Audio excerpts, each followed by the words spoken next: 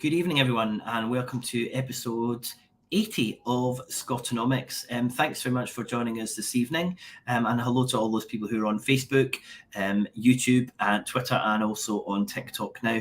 It's great to have you with us. We've got a really interesting show tonight. I was actually introduced to this magazine by Professor Steve Keen, who I know a lot of you will know. I follow all the things. I try to read everything he recommends, and this was one of the best things I've read this year was an article which we've based this episode on, which is all around the wonderful economist Fred Lee, and a really great in-depth look at heterodox economics, using him as a kind of guide for that. The first thing I'd like to do is to welcome my co-host Karen Van Sweden. Hello, Karen. Hello, how are you? Yes, I'm very well. Well, you can probably tell I'm not very well. I've got a bit of a cold, so I'll be doing more hosting than talking tonight, I think. How are you? Yes, good. Yes, for people that are not inside Scotland, perhaps it's interesting to know that we have some quite interesting politics going on here at the moment. We had a huge march in Edinburgh on Saturday, so that was really, really good. And just letting everyone know that the independence movement is still alive and well.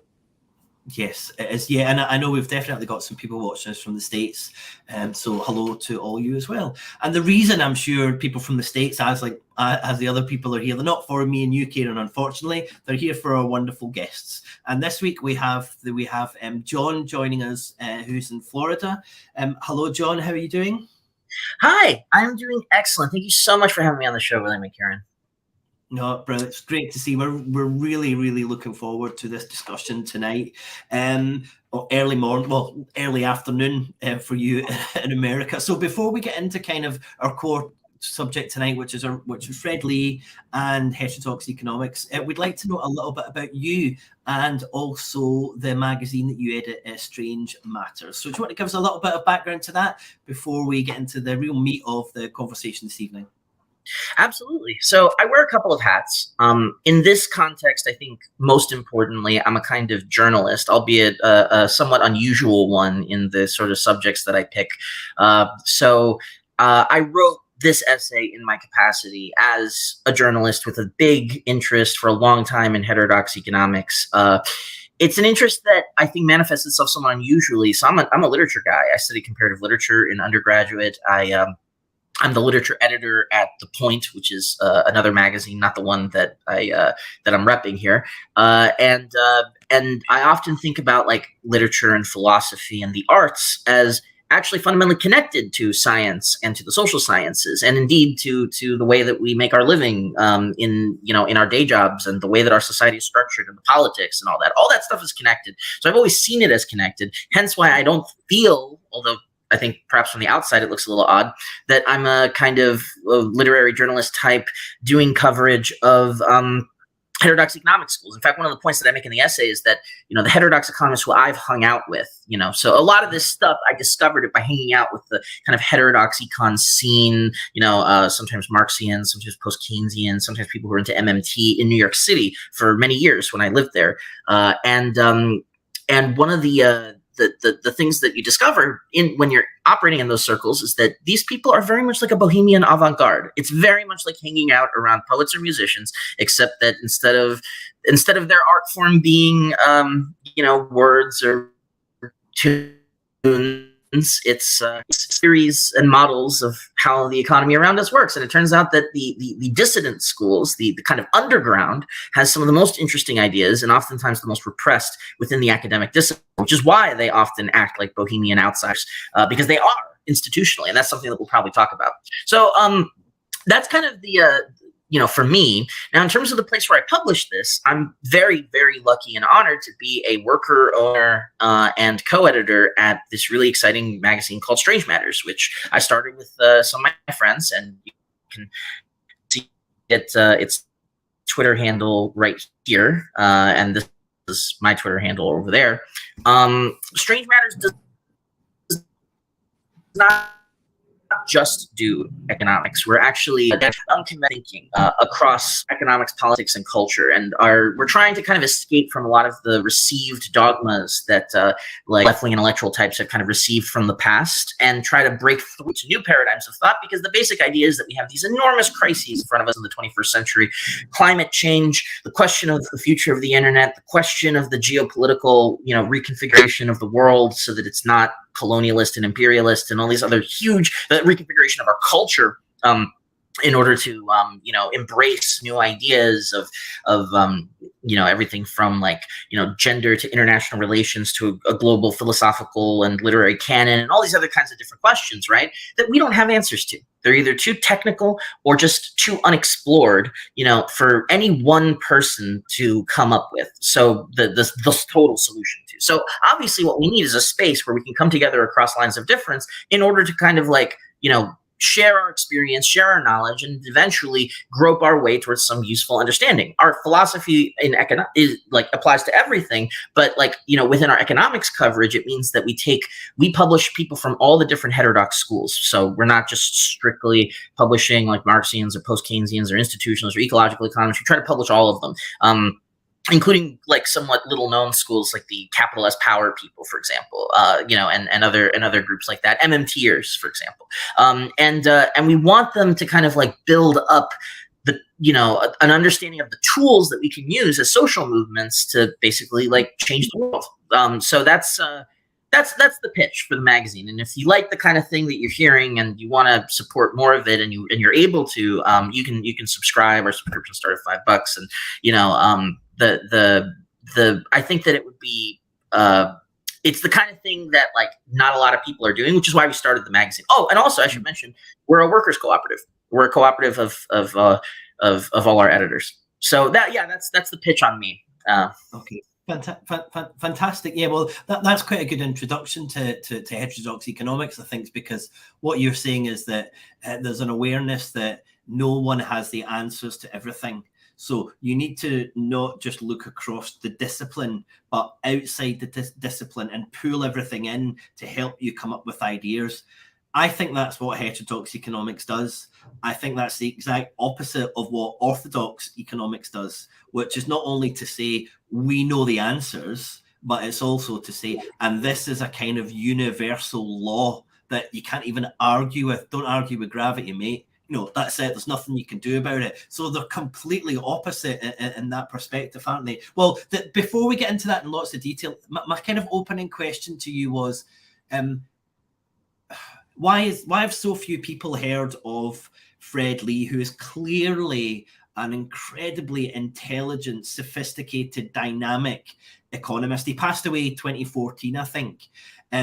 Why have so few people heard of him, considering his kind of brilliance? Well, in a way, that's the story of the whole essay, because one of the immediately fascinating things about Lee is that when you've really understood his work, which does take some, his books are very dense and difficult, even though they're written in as plain a style as they could be. The concepts are kind of intense. So once you've really grokked it and you accept that, like, wow, these are really important insights, the first thing you ask is exactly that question. Because he turns out to be the most important economist that nobody has ever heard of. I think that this is even true within heterodox economics. Unfortunately, Lee has not been institutionalized as much as other heterodox schools have been, to the point where, there's actually very few people. One of the people who is really important, who's been carrying forward his legacy, is Taiki Zhou, a professor at the State University of New York in Buffalo, I believe. And I was very happy to see that he appreciated the essay. Now, in terms of why, I think that there's a couple of overlapping reasons.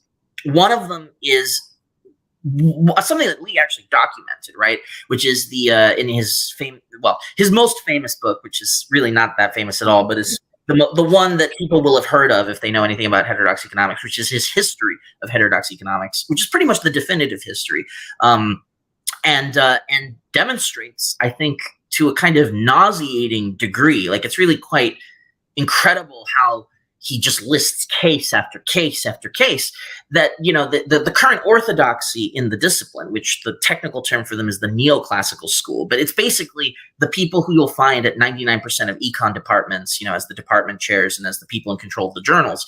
Like, they didn't get their prominence. That school did not get their prominence because they proved in some grand disputation that their theory was better than the other alternative theories on offer at the time, and then they persuaded people, and then, whatever. That would be nice if it had happened, but not only did it not happen, but they actively sabotaged almost every attempt to try to make such a thing happen, and instead used a combination of institutional capture and bullying and censorship and purges and blacklists and other dirty tricks to basically take control over the funding streams and the sort of like the streams of the generation of new grad student generations, and that basically that basically led to their dominance of the discipline. It's not actually terribly uncommon in academia, unfortunately.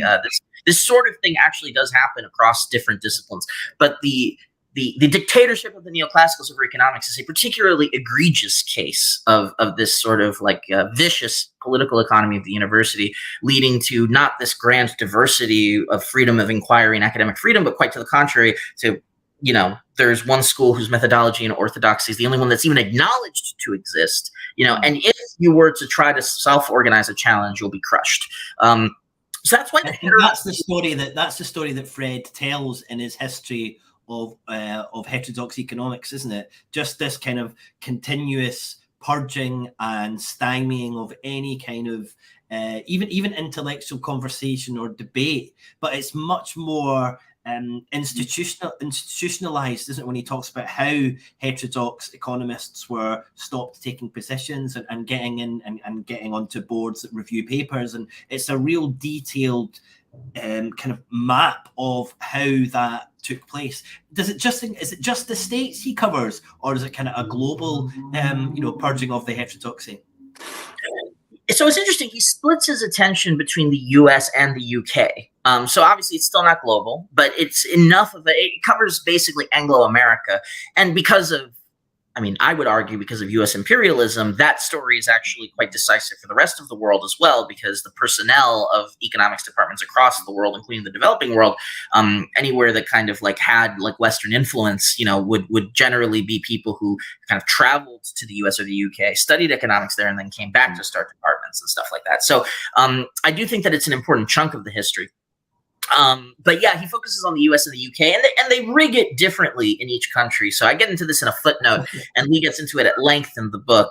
In the US, it was often done through control over the journals, combined with this journal quality rating index that was like the key thing that was used to rate departments and therefore allocate funding and all this other stuff. And they just made sure that they controlled all the journals that counted for that index. And then in the UK, it was different.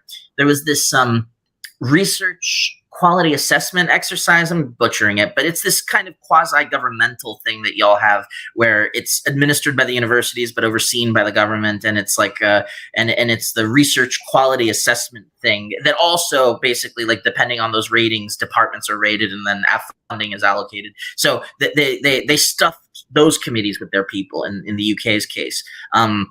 And actually, in the UK's case, it's quite egregious because one of the most prominent universities in the UK, Cambridge, was for a long time, and still has people, but was for a long time the center of one of the most important heterodox schools, which is the post-Keynesian school, and it had a lot of Marxians there as well. So that was like Joan Robinson, Imperial Sraffa, and Maurice Dobb, and all these people. But over the course of the 20th century, and especially after the 70s, that started the possibilities for that kind of work started narrowing and narrowing and narrowing if you wanted to advance in the discipline. Although in America, I think it is dramatically worse. To the point where like most people who study this stuff don't even know that these schools exist. They don't even know that there's a feminist economics perspective, or that there's or that there's an ecological economics school from Georgescu Rogan on, and all these other kinds of things. They have to often organize within other disciplines, which is why you end up with a bunch of institutionalist economics, for example, had to migrate. This is like the people who kind of dissent from Thorstein Veblen, the great American economist. Those folks ended up in political science. They got chased out of the discipline entirely, and they ended up in political sciences. Just like Marxists often ended up in history or sociology, even the ones who were interested in economics questions. So you can see how like the intellectual field of economics or political economy is a very distinct thing from the academic sort of well, or you can think of it as distinct from the academic department of economics, because if you control the department, you know, only the stuff in that department is economics. But if it doesn't fit the mold of the people in charge, you know, people have to kind of like, even if it covers the same things, even if it's trying to talk about the way that different societies have been structured, you know, and done their production and consumption and all this other kind of stuff, like it might have to be in anthropology or sociology or poli-sci or something like that. I think we're all aware of the power of the curriculum, aren't we? We all know that what our kids are taught and the framing that they're taught is really, really important.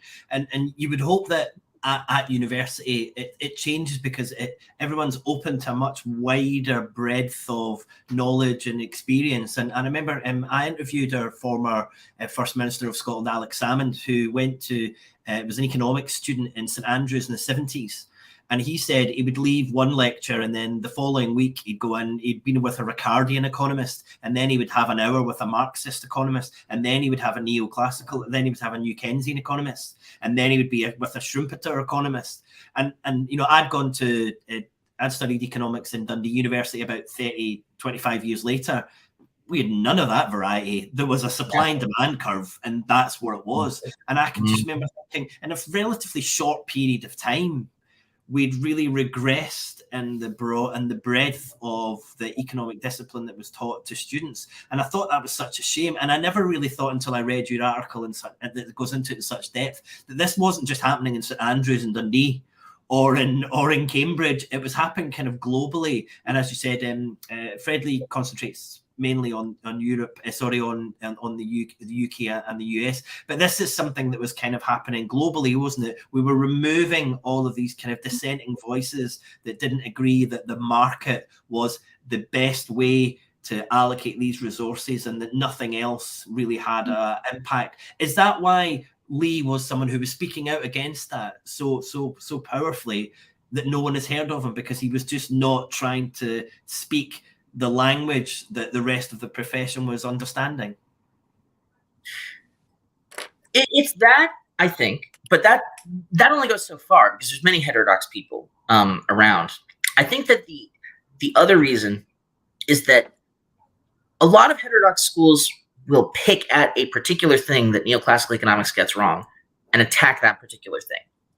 Lee's theory, part of the reason why it's so difficult to understand, is that a lot of it is trying to figure out what the actual core, not just the auxiliary hypotheses, to use a philosophy of science term, but the actual core of the neoclassical model is, what it purports to cover, why it doesn't cover those things, and what it would take to actually have a model that describes those real world phenomena in a real way that totally, completely replaces it. And it's much more difficult to understand for that reason.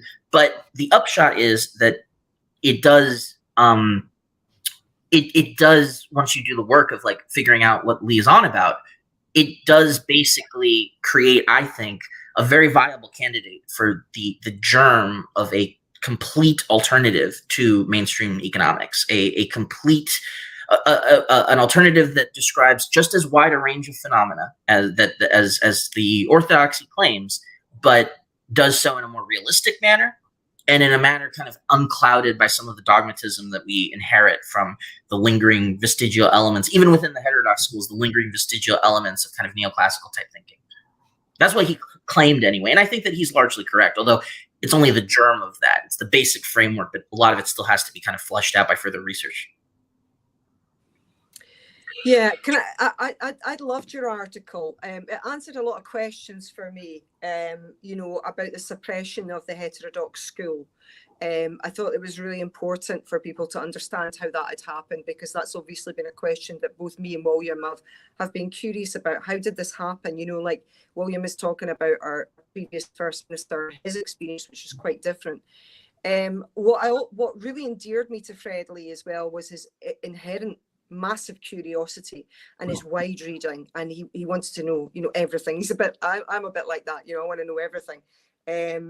But also his desire to create communities. I thought that was a really interesting aspect to him, his creation of communities. Yes, that is one of the most beautiful elements of Lee's legacy. If you don't mind my going into his biography a little bit, because I think that that'll help illustrate Kieran's point.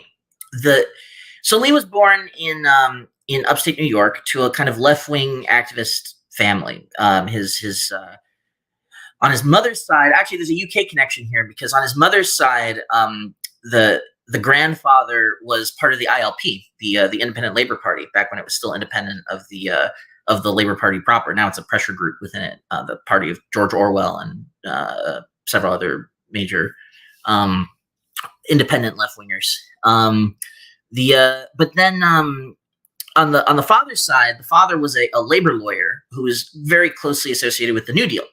And so they had on like their bookshelves, like literally his parents' bookshelves, like not just like a collection of heterodox economics texts, but like, you know, speaking as like someone who's like a bit of a connoisseur nerd of this stuff for the time period, you know, just an incredible range of stuff. Like they had basically all the heterodox schools, you know, and like were not limited at all by, you know, the various kinds of like groupthink consensuses that existed at the time, whether it was Stalinism on the left or McCarthyist anti-communism on the right. You know, Lee grew up in that house. And he didn't realize that he even wanted to be an economist for a long time. He didn't even realize that within economics, he wasn't interested in the mainstream stuff, but in the heterodox stuff. He didn't know any of that, but he just knew that, like, just from like kind of through osmosis in that environment and like flipping through his parents' books, a collection that he actually held to his death, that this was this different perspective. But he was very alone. He was very alone for like a great deal of time. I mean, he wanted to be a historian. But then 68 happened, and there were all the great like new left social movements, and that kind of got him thinking more philosophically, not just the philosophy that everybody else was reading, you know, about like alienation and all this other stuff, but philosophy of science stuff as well. Like he clearly was reading like, you know, Kuhn's book about scientific revolutions and Lakatos' stuff about scientific research programs. So you can see how Lee's already like got his tentacles in all these different sorts of academic disciplines. But for him, it's not dilettantism. It's trying to answer fundamental social questions about why our society is organized the way that it is. And it just so happens that like maybe you start in history, but then you end up to understand the historical stuff going into philosophy, but then philosophy poses questions that it doesn't actually try to answer and gets stuck in pedantry. So you end up in political economy and economics. And that's basically the trajectory that Lee took, which is kind of funny because it kind of echoes Marx's intellectual development as a young man too. Not to say that like, you know, Lee is the second coming of Marx or anything like that. I mean, there is no second coming of Marx because Marx is not some messiah figure. He's just another great thinker like a lot of others, and should not treat him as this kind of like, you know, worship, blah, blah, blah, blah. You know, part of the way that Lee overcame his loneliness was not only finding a mentor in Steve Eichner, who was one of the founders of post-Keynesianism in the United States, himself a devotee of Joan Robinson in Cambridge, and he kind of brought over a lot of that PK stuff into the U.S. But he also was an institution builder for everybody, and this is a thing that Lee takes on big time. Eichner wasn't a partisan of just his school. I mean, yes, he was, and he thought that the PKs were more right about stuff than the Marxians or whatever, but like, he put that difference aside to say, look, all the heterodox schools have enough in common that you could probably synthesize them. But in order to synthesize them, we have to organize and get together. And we can't do that if we're getting kicked out of all the econ conferences and kicked out of all the journals and tenure boards and all this stuff. So we have to create our own institutions. And many of the first, in general, sort of heterodox institutions, like at all that existed, were founded by Eichner and his circle. But then everybody from all the different schools, including Marxians and institutionalists and others, benefited from it. And this is, there were journals, I forget which ones, that kind of like were like this. Eichner was a key organizer in the founding of URPI, the Union of Radical Political Economists, which was still mostly Marxist, but like, getting it started is another thing, right? And and it remains one of the most important heterodox associations. And it's like this whole network of like little journals, little magazines, little think tank institute type things, and Lee not only takes this on but supercharges it. He really is like, Eichner dies in like I think the 70s, and Lee is like for 50 years basically is just like one of the dynamos behind the heterodox economic scene. And I kind of do a little psychoanalysis of it. It's a bit of a writerly sort of flourish, but I really do believe that the loneliness that he felt, there's two options when you feel that loneliness, and I felt it in my own life. You either kind of capitulate to it and just become a very isolated, bitter person, or in the absence of the communities that you could feel kind of comfortable in, you build those communities of artists, of intellectuals, of musicians, or in this case, of economists. And I think that this is just a very basic thing that has to happen and happen again in every generation. And Lee is, I think, a very, very virtuous, not to use an old-fashioned term, but I think that's the word that fits, a virtuous exemplar of somebody who really did this in a very selfless sort of way. He, even his academic work, he didn't want to do history about heterodox economics. He wanted to do theory. He wanted to create the new alternative. But he spent like the first 20 years of his career doing the history so that people could see that the way that the neoclassicals won was not legitimate. It was through these kinds of purges, so that people could see the kind of tactics that they would use and defend themselves against it.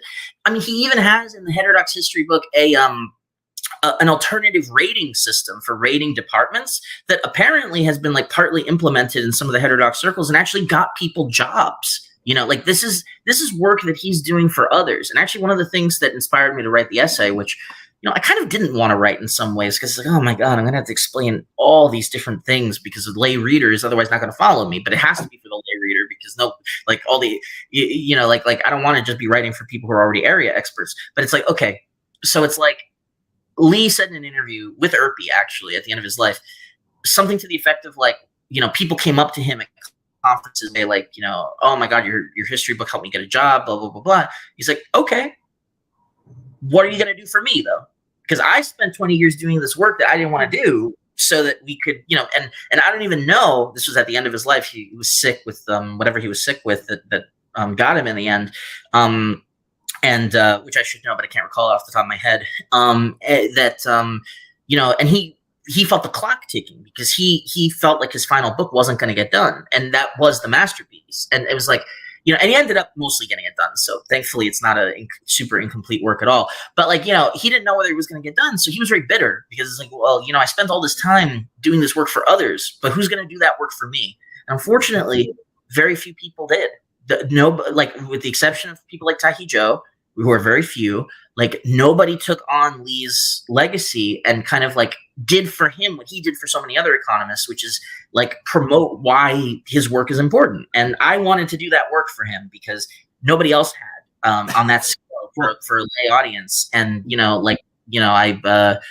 that's one of the things that I'm proudest of with the piece, is because like that's what he would have wanted people to do, is to continue to build up the strength of these alternative communities. You can really that's a wonderful history of how Lee ended up where he was. And the first point that I thought was, it was such a shame that a brilliant economist spent 20 years writing about history when the economists who were in the orthodox scene were coming up with the dice model and affecting how we view climate change and right.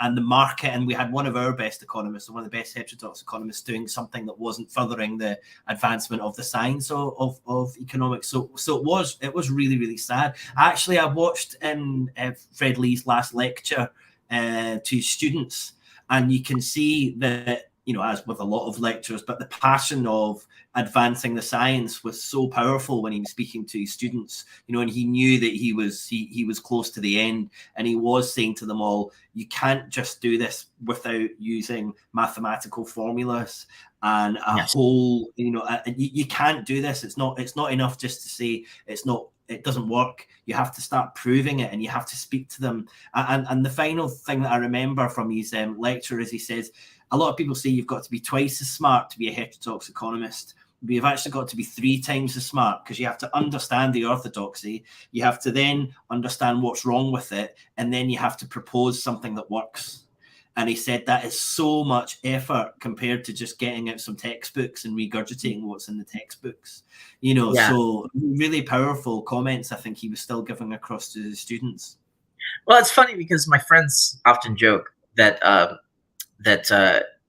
he is so pissed off in that lecture that he's going to die because he knows that there's so much work left undone, and he's not really sure how, like, institutionally, literally, who are the grad students who are going to do it? There's not enough of them, you know, like, and that, like, you can see that anger, you know, like in those lectures, and frustration, but he carries on anyway, and he's trying to impart upon the students not just like a theory, but like the importance, like the moral significance of continuing that research program, which I think is very powerful. People should watch that lecture. Lee's last lecture is on YouTube, and it's quite dramatic and interesting. It's not a bad introduction to his final total model.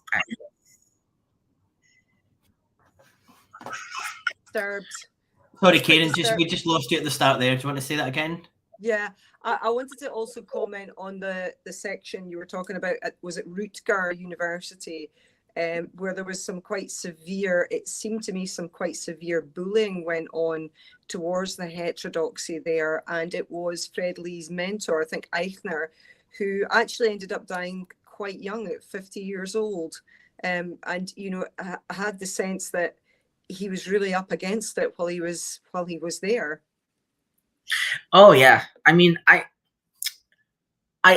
it's you should read my article to the listeners for the full version of it, because I'm not going to be able to do it justice here. But what I call half jokingly the Battle of Rutgers is that the group around Eichner, which included Lee, tried to create a heterodox. There was an opportunity institutionally for them to create a heterodox center in one of the colleges in Rutgers, which is a public university in New Jersey, where I'm from. And, you know, I don't think of Rutgers as a place that has, like, you know, radical avant-garde economists, but that's because they were so purged so thoroughly once the neoclassicals had kind of reorganized themselves. And this purge was not just the you know, getting people isolated and then fired, you know, or to quit one by one. They did do that, but before that, it was a sustained campaign of harassment. And we actually have oral histories that I cite of, for example, Eichner trying to present his ideas, you know, to a more broad audience than they usually did, you know, within the economics undergrads and grad students. And this professor rudely interrupting in the middle of the talk and turning the session into basically a struggle session where he would attack Eichner's entire sort of like perspective, but not even let him get a word in edgewise. And other people, including people who Eichner had helped get them jobs, joined in or were silent for fear of themselves being sort of targeted for reprisals. And Eichner, who was a disabled person, you know, who I don't believe he used a wheelchair, but he had some disability that made his mobility difficult. They intentionally placed his office on the top floor of the econ department. I mean, the level of pettiness is unbelievable, but this is not an isolated incident. Lee collects all sorts of stories in the history. And I do want to move away from the history to his theoretical text so you can get a sense of like the scope of his achievement. But like, you know, just last thought on the history is like, you know, they tried, for example, at Harvard in the 70s to have a very reasonable solution, you know, not even getting rid of the neoclassicals, not even fully reforming the econ department. Just, okay, let's split the econ department into 2 sub-departments, one of which is the neoclassicals and the other one of which is everybody else, you know? And and these were pretty important economists who did this. One was Vasily Leontiev, whose input-output models are like one of the most important innovations of the 20th century economics. And the other one was John K. Galbraith, who's one of the great institutionalists and was also an important public intellectual in the 60s. You know, very, very big names, very respectable, and it was just completely shut down. They weren't even allowed to debate it. There was like a closed committee session. It was stuffed with younger neoclassicals, and they just like refused to do anything except, and they had actually hired, sort of half by accident, or I suspect under the influence of these two more heterodox people, Galbraith and Leontiev. They had hired some Marxists, and they purged every last one of them, except one guy, Stephen Marglin, who's still there, who was kind of in the closet about it until he got tenure, and then kind of stopped pretending to be a neoclassical, and actually gives to this day a dissident lecture. He gives a dissident Econ 101 class that is intentionally competing with the Econ 101 class of Mankiw, who's like the big neoclassical authority. He was a Bush advisor. He's kind of like this celebrity professor on Harvard's campus, but he's kind of a ghoul, in my opinion. And Marglin's counter class is actually often a site of protest. So on Occupy Wall Street, for example, a bunch of people intentionally went to Mankiw's lecture, the orthodox guy, got up in protest and left the lecture hall almost empty to go over to Marglin's. Which personally, I think they should do that every year. But I'm a very petty person. Yeah, I mean, the viciousness of it was really quite striking. And I remember, I think it was reading in Donut Economics as well, Kate Raworth, she recounts how there was some research into in economics professors, in comparison to other professors in universities, tended to not give to charity as often as other professors as well. And I do wonder if there's a PhD in there somewhere about the orthodox economic school and the thinking behind that, and the acceptance of this. There's you can't have a free lunch, this kind of thinking, this kind of very harsh father conservative thinking, which seems to have taken over and bullied out every other type of thinking, and not being open to different types of thinking at all, for all intents and purposes. And so much so that in the case of Eichner, they probably put this man into an early grave, and God knows how many other people have suffered mentally because of the oppression of their curiosity, fundamentally. Yeah, I think it's one of the great. This whole thing in economics, which again is not unique to economics. I think that a similar case could be made, at the risk of making certain people angry, for things that the analytic philosophers within philosophy departments, in Anglo-American philosophy departments, did. They did certain similar things as well. And, this sort of thing happens from time to time in academia. It's actually not terribly uncommon. And part of Lee's book is actually sketching out the political economy of why and how it's done, even though he mostly sticks to the economics case. But, the case of the economists in particular, particularly with the impact that it's had on larger, policy, decisions and things like that, is one of the most egregious of the century. Environment. Absolutely. Yeah. I mean, look, the what's his name? The Nobel Prize winning guy. Well, the fake Nobel, because it's not actually a real Nobel Prize. It's another footnote. But anyway. Nordhaus. Yeah, that guy, the notion that you can discount the ecological impact of climate change on agriculture, because agriculture is a small part of GDP, is actually precisely the kind of error that you launch into if you believe in neoclassicalism, which common sense tells you is nonsense, because that's the food that all the other industries depend upon to feed the labor force that works for them. I mean, it's not. It's madness, right? But it's and this is the person who is in charge of the econ part of the IPCC newsletters, not newsletters. What am I talking about? Of the IPCC reports. Sorry, I think I need more coffee. But that's. I think that it really is one of the most egregious cases of abuse of power and lack of intellectual freedom on a major scientific subject in the 20th century.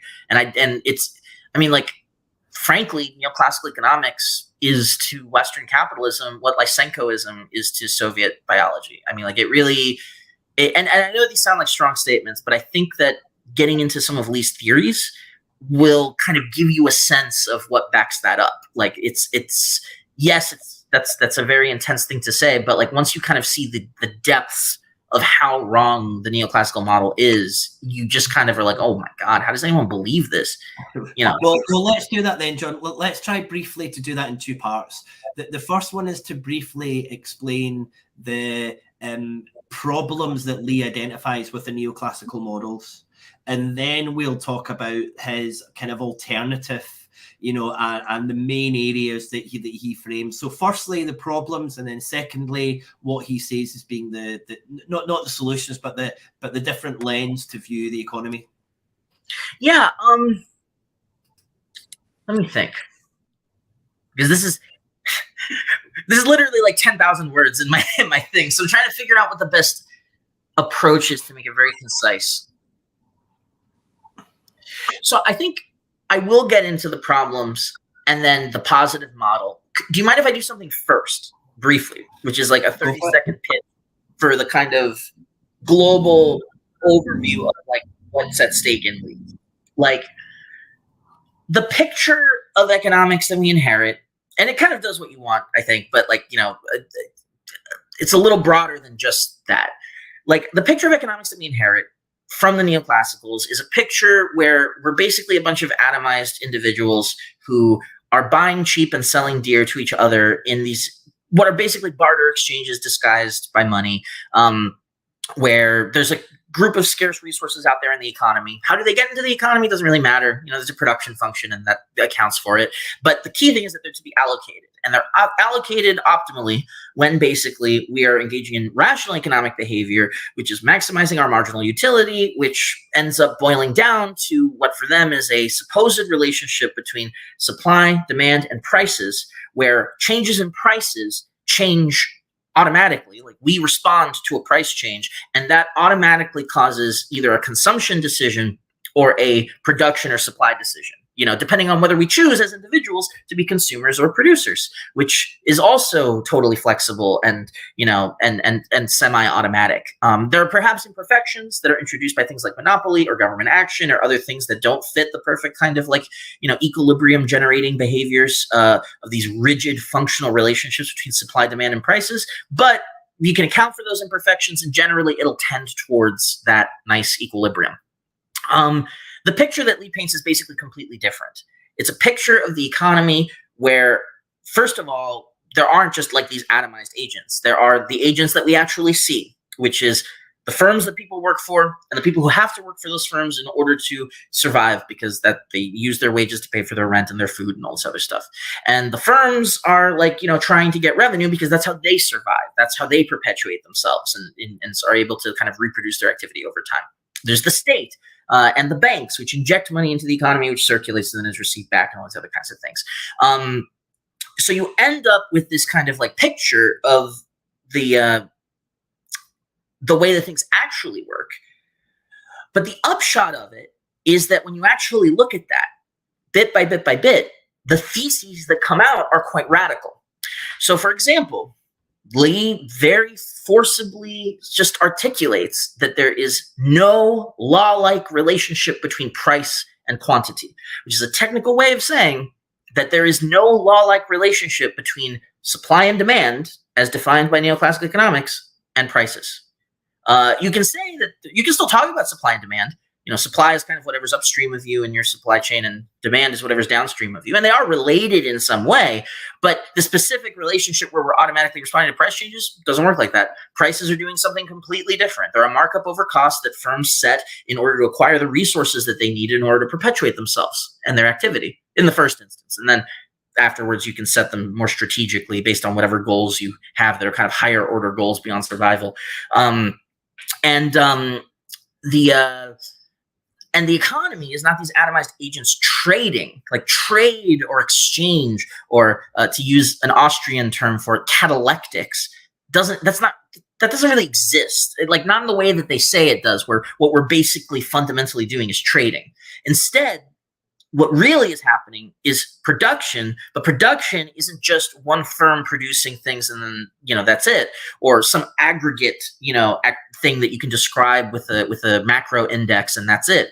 It has to be understood as interdependent production, where one firm produces an output that some other firm uses as the ingredients or input into their production, which then that output is used as the input to some other firm that produces some other thing, and on and on and on, where everybody produces the ingredients that somebody else uses to produce something, that somebody else uses to produce something, until ultimately it's either consumed by households in the state, or it it's reinvested into the economy to grow it, and that supply chain view of the economy, because these links, these interdependencies between firms where, one guy produces what the other guy uses to produce another thing, that's called the supply chain.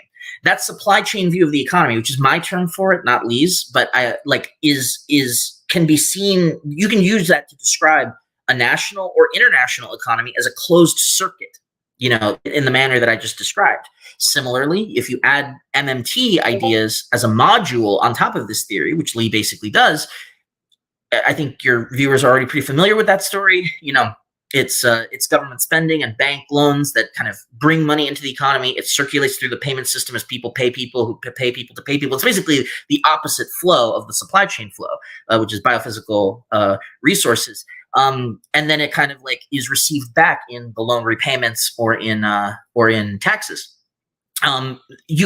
Those two flows in our economy, a capitalist economy, or as Lee describes it more technically, a monetary production economy, those are interlinked and interdependent flows. So you can then describe basically all economic activity, within countries and between countries in terms of the input-output relationships of those two flows. And once you have that, and you understand the agents at each level, the central bank that sets interest rates, the international forex markets that set exchange rates, the firms that set prices, or the trade associations that regulate prices between firms, if it's allowed, because they're not treated as illegal cartels, or the unions, which, if they're strong enough, are able to negotiate a price for labor that is more than would be administered by the owners of the firms, and all these other kind of groups. Once you have the institutions and the dials and the inner sense of their interrelations in these two circuits, the production circuit on the one hand and the monetary circuit on the other, you basically have a picture of how the entire economy fits together, within a country and also internationally. You can map it at any level. Basically, you can map it within a region, or in a city and its hinterland. You can basically see it at any scale. The other thing is that this destroys the distinction between micro and macro, which I don't know if I'll have time to get into it, and I didn't get into it in the first essay. We'll talk about it more in part 2, which is coming out later this year. But neoclassical economists struggle to tie what they call macroeconomics together with microeconomics, because micro is the older part of the theory that's just the supply and demand curves adding up to a Walrasian equilibrium. But macro comes from Keynes, and it's his whole stuff about effective demand, which is basically that if there's a financial crash, that means that any firms that depend on finance go bust, which means that the workers go unemployed, which means that there's not money in people's pockets to buy things, which means that more firms go bust because they lose customers, which causes more people to be unemployed. It's a feedback loop, and you end up with a bunch of unemployed people and a bunch of unused factories, and you can't put the two back together again within that system. So you need to inject money into the economy, hire people to dig ditches or do socially useful activity in order to put money in people's pockets so they can buy stuff, so that firms can be in business, and then that gets the feedback loop of the economy going. That's the effective demand theory in Keynes. Notice that there's no supply and demand curves. There's no general equilibrium. In fact, it assumes disequilibrium, right? So how do you tie that story to the, orthodox equilibrium thinking? You don't. So there's this thing called the micro foundations problem in neoclassicalism. But the thing is, you get rid of neoclassical micro, which is the oldest part of the theory.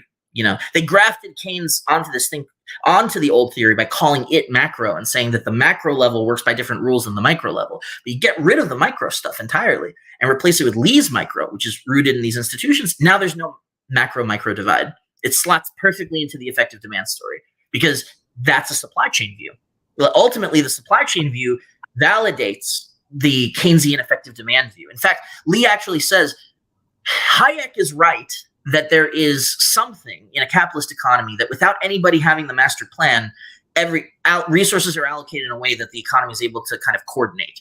But it's not prices. People aren't automatically responding to prices. If you're a business and prices change around you, you're not making decisions based on that. Certainly not automatic ones. You're going to up your production if the price goes up. The price of your own product, it's just well, no, you set the price of your product, and it doesn't have a fixed relationship with your production. But but that's how it would have to work for Hayek's famous price signals to exist. So everyone knows that there's something coordinating things, so everyone buys the price signal story. But the actual way that price signals are supposed to do stuff doesn't make any sense. Lee said the thing that's coordinating everything is effective demand. It's orders flowing up the supply chain. Like, how do I at the glass factory know how much glass to make? Because the construction companies have ordered this many windows, or actually the window making companies have ordered this much glass, and those are my customers. And depending on how many orders I get and how much is in the orders, that determines how much I make. But then how much I make determines how many ingredients I need, which is an order that I put back in the supply chain. And no money need exchange hands. These could be contracts between separate companies, or these could be departments of a single vertically integrated company where no money is changing hands and it's not priced. It doesn't matter. That's the glory of it. Effective demand is just order flow up a supply chain, and that's what coordinates the economy. So, like, I know that I've kind of gone a little more in depth than I think I probably should have, and I can, get more into any of these individual points. I think that has been absolutely fantastic. And what I'm going to try and do is kind of like, I've read a lot of Lee, including his practically really difficult microeconomics textbook. So I've got a decent understanding. I don't think it's as good as yours, though, John. I think it's fantastic. But I've picked up a couple of things from what you've said, and a couple of things that I've picked up. And I've just got 5 things that I think Lee picks out that's really different. So I just wanted kind of your comment. You've covered a couple of them. I'm gonna ping them up, but I just wanted your kind of comments on these 5 things I picked up from what you've said, just to re-emphasize in the couple that I've picked up as well. So this was his idea of the kind of the really strong heterodox idea of the social surplus. What's your thoughts on that? Oh yeah. So this is something that Lee picks up from classical political economy, which includes famous names like Adam Smith and David Ricardo, and also Karl Marx. Marx is best understood as a part of this classical school because he basically maintains its framework. And by the way, although the neoclassical orthodoxy that exists is called neoclassical, which gives you the sense that it's like a return to that, that's actually not true. Like, it's neoclassicalism has a totally different model of the universe than the classical school. But I won't get into that. That's in the essay. You can take a look at it. But to answer your question, the way that the classicals thought of things is basically of the economy as a whole as humans applying their brains and muscles to the world to transform it to meet their needs and desires, which we do through our production process, which is organized roughly in this way that Lee describes of like firms and stuff. I mean, they're less institutionally specific, so they'll talk about farms and factories, and the ultimately everything, if you think about the production of food, for example, you're producing a certain amount of grain every year in the country, but it takes grain to feed the farmers who make the grain, right? So you can say we made 100 units of grain this year, but some chunk of it actually got consumed by the farmers in the making of the grain. So the grain was an ingredient for making grain. So you only end up with like 60 left over. Those leftovers, if they exist, the leftovers of all the real goods that you've created in the economy, like manufactured goods and food articles. They don't believe services are real production, the classicals.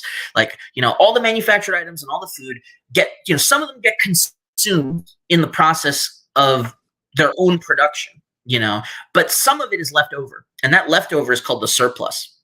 And you can either, reinvest the surplus to expand production. You can put it back into production so that you can actually produce more output next year than you did this year. Or you can distribute it to people, who have a certain style of living to which they've become accustomed. And so claims on the surplus are adjudicated through these flows. So, for example, landlords, classical aristocratic landlords, your barons and lords and all those other folks that for some reason still exist in the world, those folks would get it through the rent. Right? That they had on their lands. There's kind of demesne lands. It's a vestige of feudalism. Capitalists, for them, it's profits. They own the companies that produce the metals. So whatever surplus over costs exists, it's theirs to allocate, and they pay it to themselves as dividends or capital gains, right? And then there's wages. People have to work for a living, and they're paid wages. Now, there's a difference between rent and profits and wages, which is that rents and profits are basically set by the people who receive them, whereas wages are very notably set by the bosses, not by the workers who are working.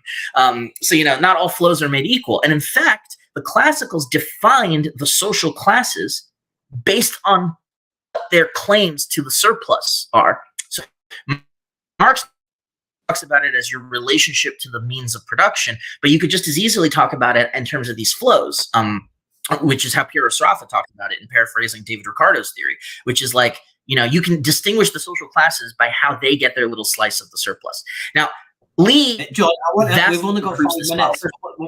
We've only got 5 minutes, and I do want to kind of, because I know you would want to as well, but I want to kind of highlight these kind of 5 key ideas.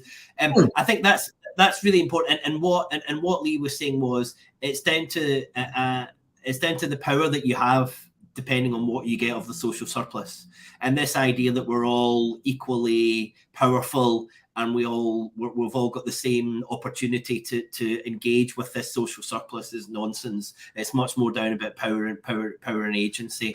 Okay, the second one I've got for you is this. You've covered it a little bit, but I wanted you to concentrate on this idea of where prices come from. And what does Lee say specifically about this idea of administered prices? Because supply and demand says that you will offer something at a price that I want to pay. And again, we've both got this opportunity to both walk away from this price, and it will arrive at a price where you're happy to pay and I'm happy to supply. So I've put it down as myth of supply and demand. What's Lee's idea of administered prices?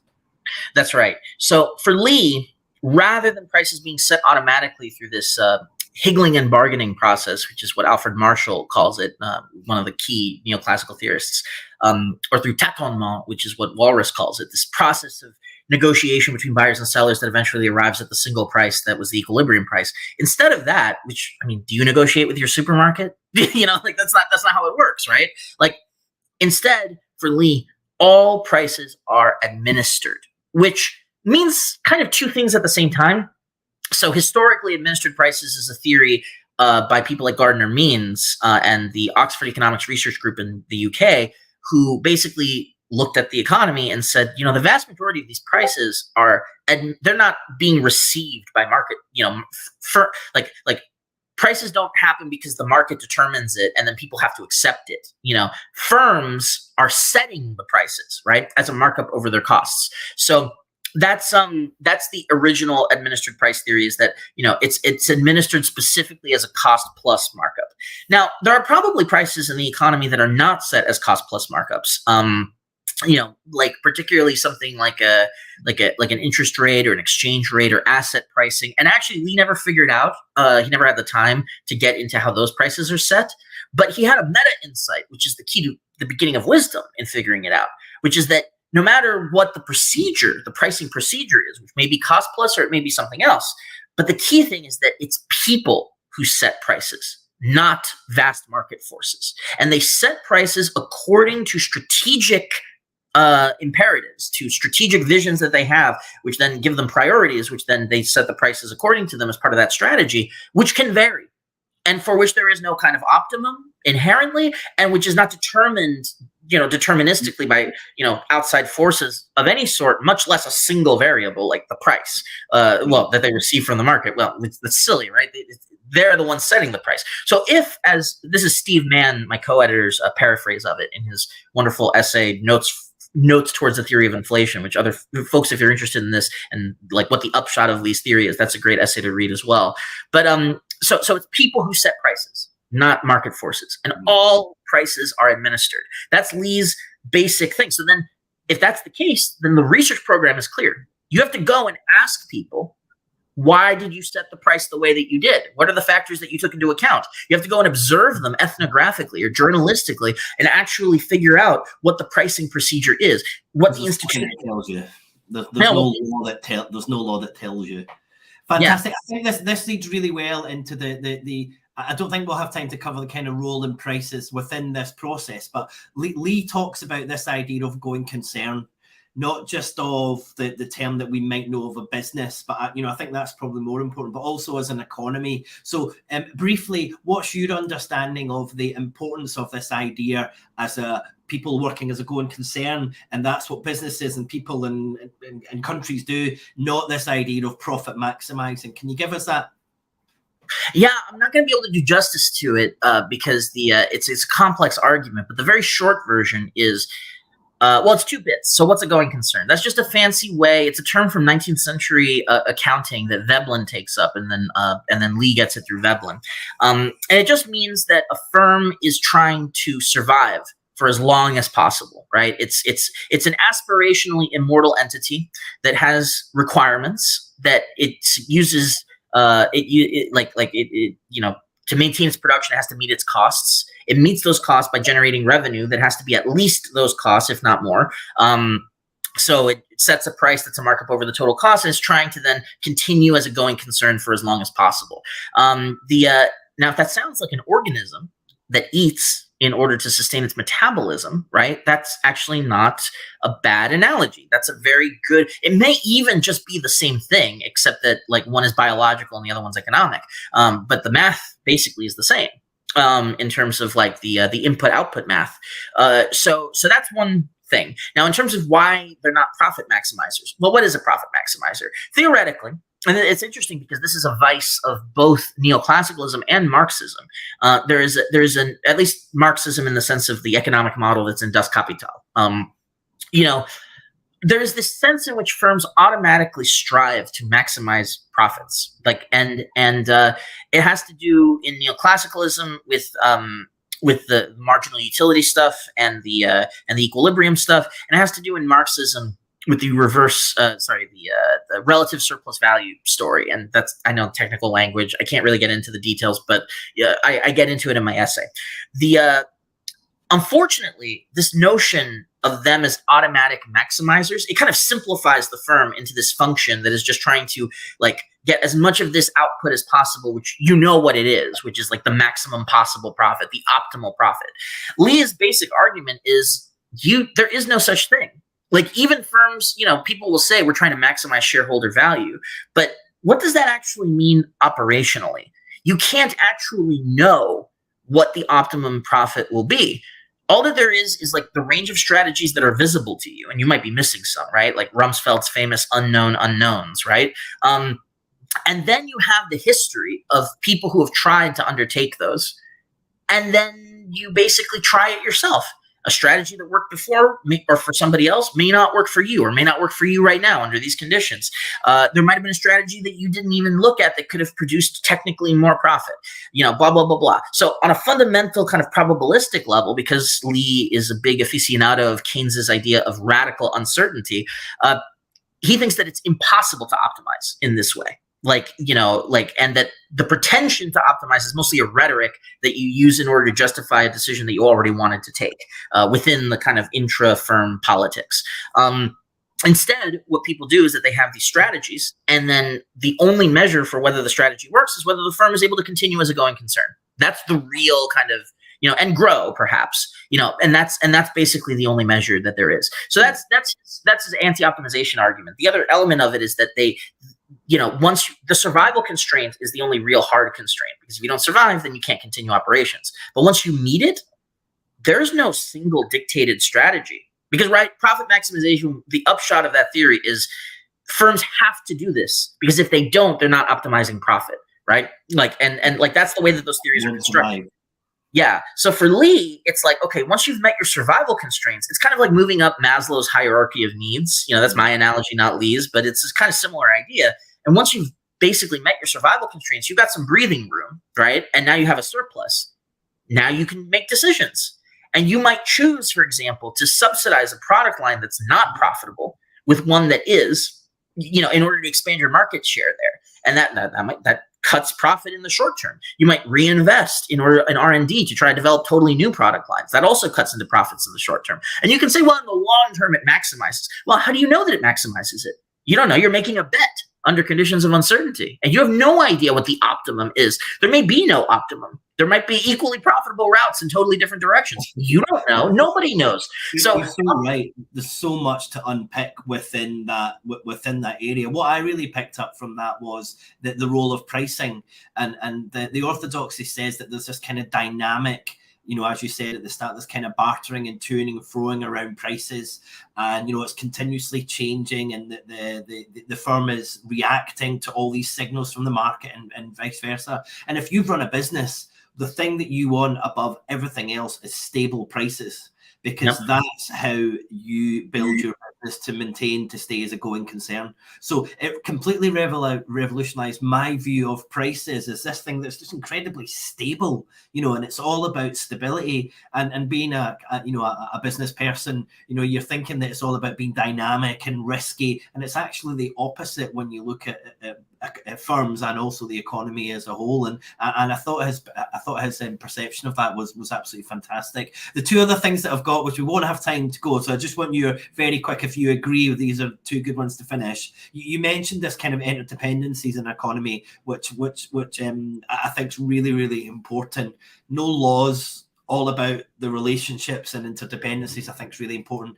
And I don't think this is just technical, but this distinction between macro and micro that just doesn't really exist in Lee's work, and this looking at the economy as a whole rather than trying to build macro out of micro, were the two things that I took from what you gave us this evening. We've got maybe just a couple of minutes. Is there anything else you would like to add that you think is a really crucial thing for viewers to take away from the huge amount of work that Lee did and its importance to the fields of heterodox economics? Yes. I think that the most important takeaway is a lot of people will be like, okay, sure, this is how prices work. This is how whatever works. Okay, why do I care? The reason you have to care about this stuff is that if we're really serious about changing the world, about, for example, securing a good future for an independent Scotland, right? Which I know is the MO of this show, or one of them, or reconfiguring energy and production systems across the world, across all our industries for the green transition, so that we don't suffer absolutely catastrophic consequences because of climate change. Any of these things requires large interventions. I'm not talking about governments. I'm talking about yes, I am talking about governments, but I'm also talking about in terms of the way that ordinary people do things, in terms of the production processes that we do have control over, because, for example, we own small businesses, or perhaps if we can dream of a world where workers control businesses, or have more of a say in management, right? In our social movements that advocate for things like tenants unions to fight the rent that's too damn high in these huge gentrifying cities like London and New York, where it's the living costs are becoming unbearable because of the landlord interest. How do you lower rent without destabilizing the economy? How do you reconfigure agriculture for the green transition without causing famines? In order to answer these questions, we need to understand how these technical things work, because otherwise you end up, there's a famous Marxist saying, you can't invent recipes for the kitchens of the future. And that's their sort of anti-utopianism. But I think that this can be quite exaggerated and quite in a dangerous and fantastical direction, because if by chance at some point you find yourself the head chef in the kitchen, and you don't even know how to make a grilled cheese, then you're screwed. So that's the upshot of, yes, this is kind of like a technical kind of thing, but if we want to actually figure out how to move through a lot of these very difficult economic problems, we need to understand the way that the pieces actually fit together. And it's not that Lee has the answers. He doesn't. And in fact, I actually disagree with him on certain things that I'm probably going to get into in part 2 of my essay.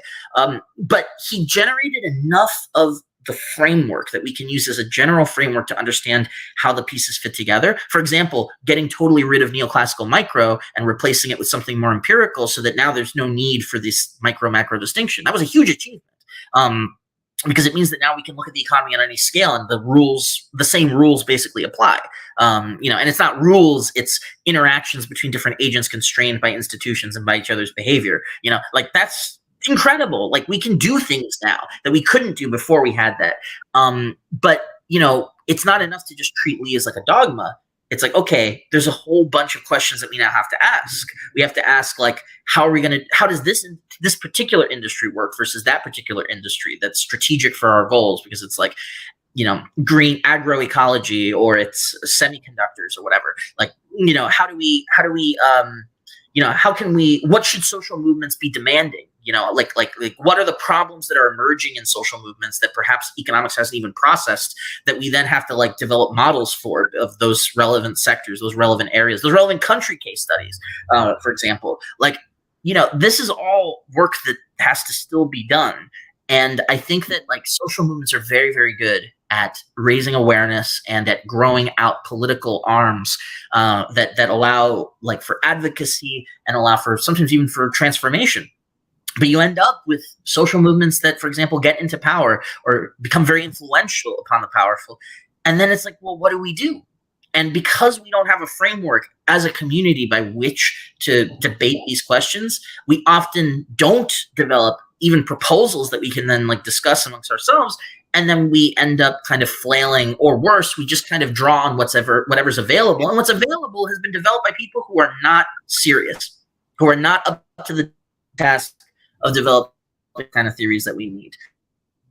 So that's I think why Lee is important, because Lee gives us the beginnings of a framework by which we can start having these conversations and creating the knowledge, producing knowledge that we don't yet have, but we need in order to accomplish our goals as social movements. Fantastic. And I think my final points on that was Lee was continuously tweaking his ideas, and he was bringing in chartalism and MMT, and he was just continuously drawing all this together. And the opposite of that being the orthodoxy, which just continuously pushes things away. And Lee was quite happy to say, actually, that's completely changed my view on this. There's evidence. He was evidence-based. He was looking for the evidence. And I think what comes out of that is him saying, if you want to know what's happening, look.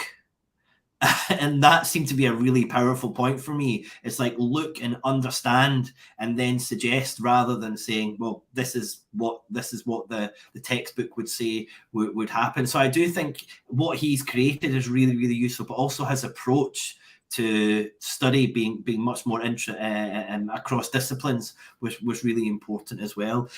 John, thank you so much for joining us. It's been fascinating. I can't recommend the article enough, and I'm so excited about part 2. And as soon as I read part 1, I went back onto the website and thought, hopefully I've just read part 1 and part 2 is on there already, but it's not. When will that be ready, John, do you think, roughly? Well, we don't know yet. It'll probably be released online. And I'm hoping it'll be sometime in the next like 2-3 months, but it kind of depends, because we have, we're a small team of volunteers. We don't pay ourselves. So we're all doing this while we do day jobs and such. So, and we have a lot of other writers. I'm an editor, but like, we've published like a ton of writers on all sorts of different topics. So it's kind of like, we have to balance the editing work with it. But I would say like the next 2-3 months, keep an eye out for it. And if you like this kind of work, please consider subscribing to Strange Matters. Like, all the money that we make that doesn't just go to our capitalist overlords for hosting the website and such, goes straight to our writers, who we try to pay above market rate for magazines of our size. So, Kieran, any final thoughts before we let John go? Yeah, I mean, I just kind of feel like, I'm going to take a quote from the beginning of your article. Economics is terminally diseased, and on some level, most educated people outside the profession realize this. And I often think it just seems to be neoclassical seems to be made up by mature little boys who have no concept of the variables of how life is lived. And that people aren't necessarily always looking to make a buck when they're interacting with other people. No. so this it's always been strange to me. And then there's what about religion? And in the Christian religion that I was brought up with, the concept of money in and of itself was seen as something that was quite evil, and with Jesus and the bankers and the church and all that kind of thing. So all of these things just don't seem to have been taken into account at all by the neoclassical school at all. It just seems to be so simplistic to me, and I think anyone who's lived a bit or just sees that and sees this is just nonsense. Yeah, absolutely. Oh, William, I think you're cutting out. Yeah, you're muted. Thanks so much for joining us. It was fantastic and fascinating to have more in depth on what's a wonderful essay. Thanks for joining us, John. Not a problem. Thank you so much. Bye for Really now. appreciate this. Bye. Well, we're very lucky to have such a passionate person about a discipline that he's not, born into and completely versed in. I think it's that was wonderful. I have put a link to the article in the comments just at the start, but it's probably take a good half an hour, 45 minutes to read it. It's fantastic, but it really covers so much of Fred's work and why I think the heterodox school is so important when we're looking at trying to fix the problems that we have. Next week, we've got, and we'll come back next week rather than in 2 weeks' time. We've got an interview with someone from the IPPR, and we're looking at a proposal for a national UK investment fund. So that's going to be really interesting. That was just out a couple of weeks ago, this idea of having some kind of investment fund to further green infrastructure strategy for the UK. So we're going to get into that in the detail, obviously see that from a UK but also from a Scotland perspective. That's back at our normal time, 7:15 UK time next week. Until then, bye from me. Bye-bye.